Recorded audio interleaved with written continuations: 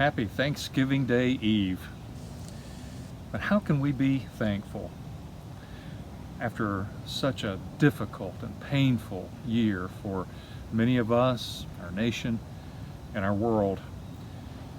Many gatherings and celebrations are having to scale way back or not happen at all tomorrow, and because of pandemic restrictions.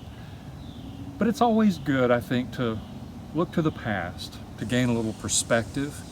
So let's look to the past, to back about 400 years ago. David Roach is a writer, preacher, and professor in Nashville, Tennessee, and he holds a PhD in church history from the Southern Baptist Theological Seminary. It's where I got my master's degree. He wrote a recent article for Christianity Today entitled, "For Pilgrims, Thanksgiving was a Way of Life." And I draw a lot of that from this article. The eyewitness account of the first Thanksgiving is just 152 words long. It was written in late 1621 by Plymouth colony statesman Edward Winslow. I'll try to paraphrase or interpret as we go along. It's difficult to read. He writes, "Our harvest being gotten in, our governor sent 4 men on fowling," that is, bird hunting, "so we might, after a special manner, rejoice together after we had gathered the fruit of our labors. These 4, in one day, killed as much fowl as would serve the whole company almost a week, at which time, amongst other recreations, we exercised our arms." I guess they had an arm wrestling contest. I don't know. Well, many of the Indians coming amongst us, and among the rest, their greatest, King Massasoit, with some 90 men, whom for 3 days we entertained and feasted, and they went out and killed 5 deer, which they brought to the plantation and bestowed on our governor and upon the captain and others.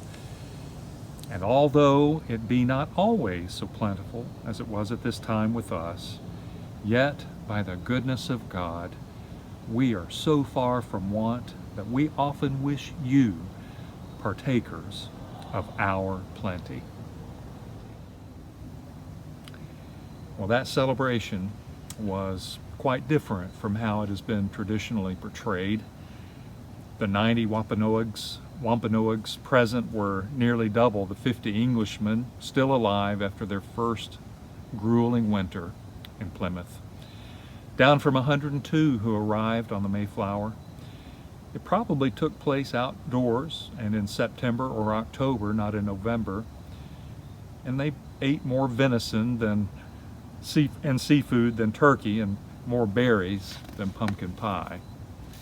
The Pilgrim Fathers' assessment of themselves as partakers of plenty on the first Thanksgiving comes into sharper focus when we consider how far short of expectations that first harvest was. Yet despite that failure, they still assess their first harvest plentiful by the goodness of God and worthy of a Thanksgiving celebration. The Pilgrim Fathers could be thankful for mixed success because they viewed every good thing in life, no matter how small, as the provision of a good and loving and sovereign God. A true confession, the 1596 Creed, adopted by the Separatists who were part of the contingent who set sail on the Mayflower, declared, quoting, "God hath decreed in himself from everlasting, touching all things, and the very least circumstances of everything, effectually to work and dispose them according to the counsel of his own will, to the praise and glory of his great name." One of the Pilgrim Fathers' most striking moments of thankfulness occurred on the first Sunday after they reached North America. A scouting party of 16 men returned to the Mayflower with a good report on the land. The collective sense of relief spurred an impromptu worship service. As William Bradford put it, they fell upon their knees and blessed ye God of heaven. The first Thanksgiving was not an occasional or infrequent happening. It was part of a rhythm of gratitude in the Pilgrims' life. By the time their first harvest was gathered, the Pilgrim forerunners' response was predictable. Despite a winter of widespread death and a fall of crop failure, they gave thanks, confident of God's providential care. Leaders of the colony doubled the weekly corn ration, and a holiday was declared, so all could, after a more special manner, rejoice together. Historians like to characterize the first Thanksgiving as more legend than fact, as more revelry than spirituality. They cite New England statesman Daniel Webster's 1820 speech at Plymouth Rock as a key step in the creating of the Pilgrim so-called myth. While Webster did take some poetic license with some details, for example, the importance of Plymouth Rock itself, his characterization of the Pilgrim Fathers as thankful people of faith is borne out by the historical record. In 1820, commemorating the 200th anniversary of Plymouth Colony's founding, Webster recalled, quoting, "Their conscious joy for dangers escaped, their deep solicitude about danger to come, their trust in heaven, their high religious faith, full of confidence and anticipation, all of these seem to belong to this place, and to be present upon this occasion to fill us with reverence and admiration." In 2020, with the passing of still another 200 years, we still have reason to celebrate the Pilgrim Fathers' faith and look to them for enduring lessons on providence and gratitude and hope.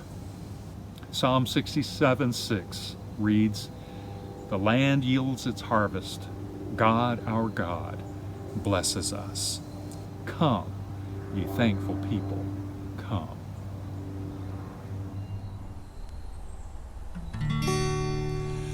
Come, ye thankful people, come, raise the song of harvest home. All is safely gathered in, ere the winter storms begin.